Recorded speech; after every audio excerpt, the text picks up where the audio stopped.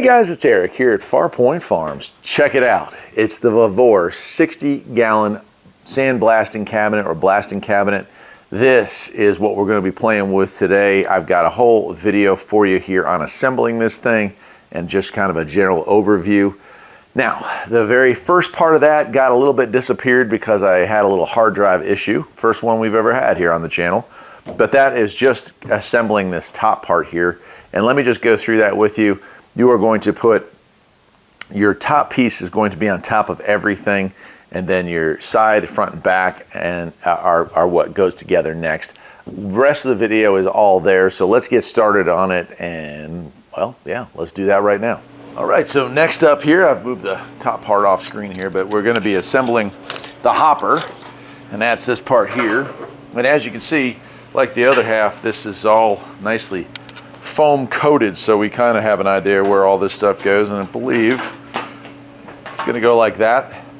So 2 long pieces, 2 short pieces. We're going to end up with that rectangular setup there, and that is going to give us our hopper, and then we are ready to finish assembly. There's not a whole lot left of this thing. I mean legs, and then this part goes onto the top part, and that's it. So let's do that.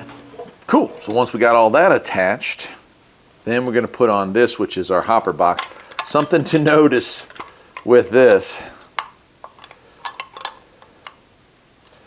is that it doesn't matter which way you put it on, but it does matter. It does matter if you put it on and then end up mounting it to your box backwards. Your release will be on the back side, and that's not really a good thing. So just be advised that wherever you put that on there, you're going to have to make sure that that faces front. And there's no difference between these two sides. They both have the same bolt pattern. So it's not that huge a deal, however, but just to be aware. And that's it for the hopper. Not a huge deal there either.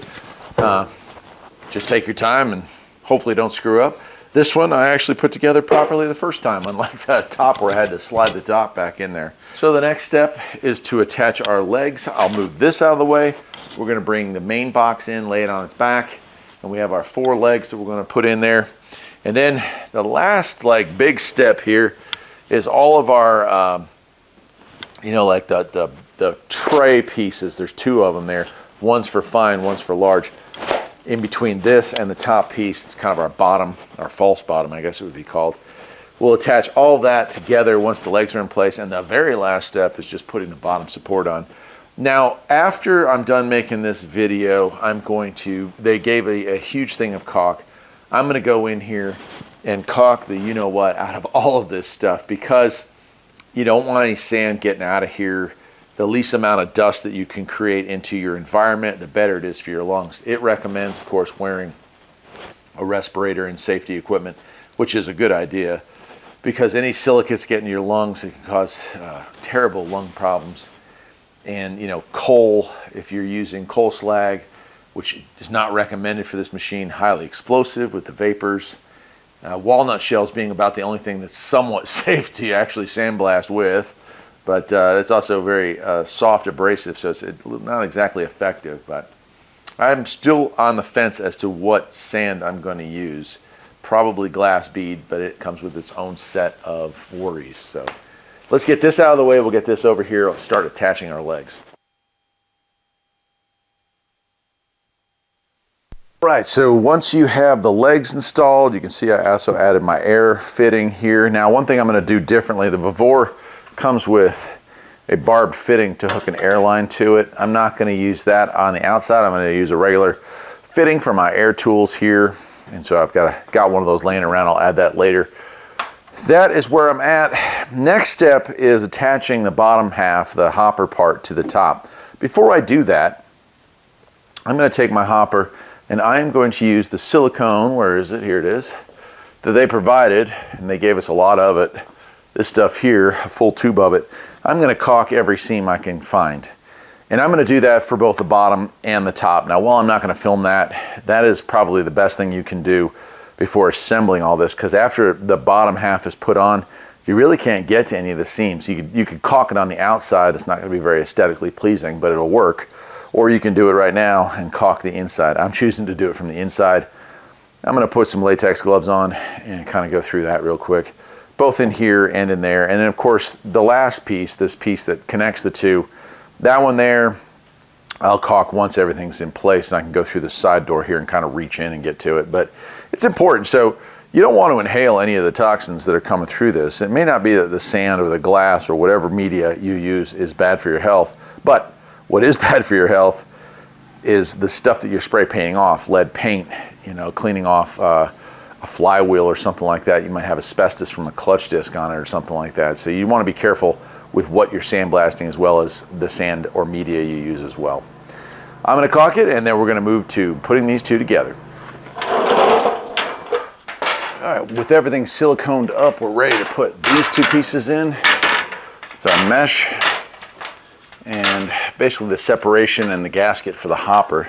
That lives down in here. If I can get it in here properly. There we go.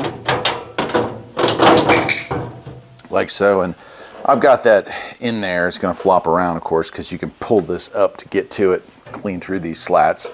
Then lastly, and this is important that you face this the right way, we'll be stuffing our hopper down onto this. When you put your hopper in, if you remember from earlier on, you want to make sure that that is facing forward so that when you need to clean your hopper out and drain your sand,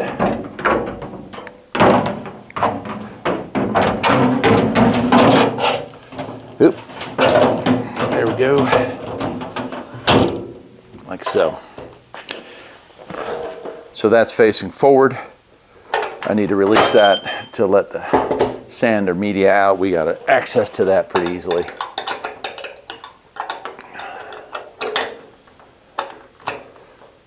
All right, and now bolt all this down. It's going to take a little while because you have to go through the inside. A little bit tricky, but I'm going to put a few bolts in on that side, tip this thing over on its side, and it won't take much longer to have this thing upright and finished up. Just attaching a few load hoses and putting our media in.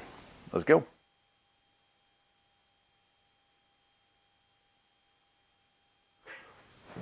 So there it is, got the hopper installed properly, hopefully.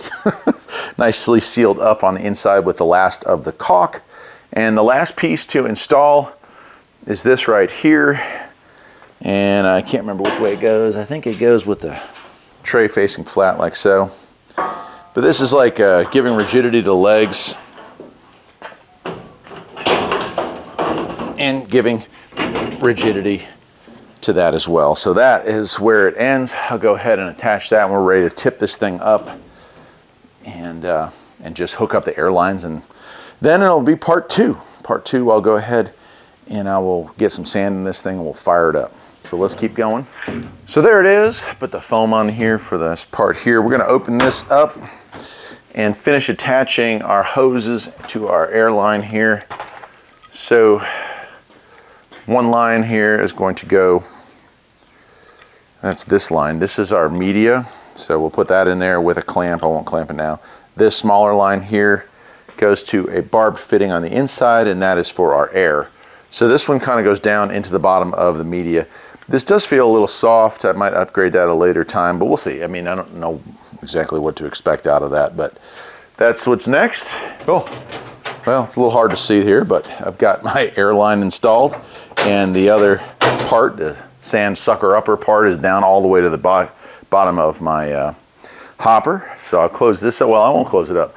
Last step, the last step, installing the glass. And so I'm going to do that. Now, it did come with some extras.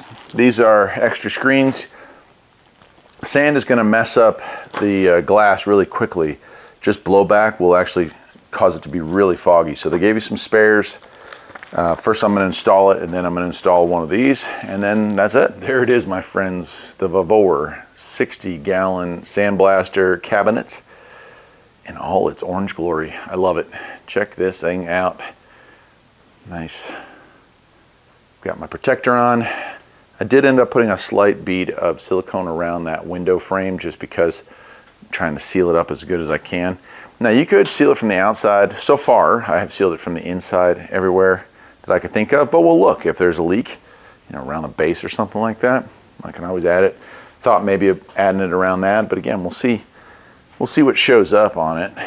But nice. The only other change I made from stock is I added my own air fitting because they just had a barbed fitting for an air line, but I wanted to have something I could plug and unplug. In the back here, here's our inlet. And you got that little bottom piece there. Go ahead and open it up. You can see in there, there's our gun and our gloves. Nice. And there is a light there. I don't have it plugged in because I don't have it in its final spot, but in part 2, I'll get some sand. Got to go to Tractor Supply and pick up probably, it says it'll hold 200 pounds. I can't afford 200 pounds right now.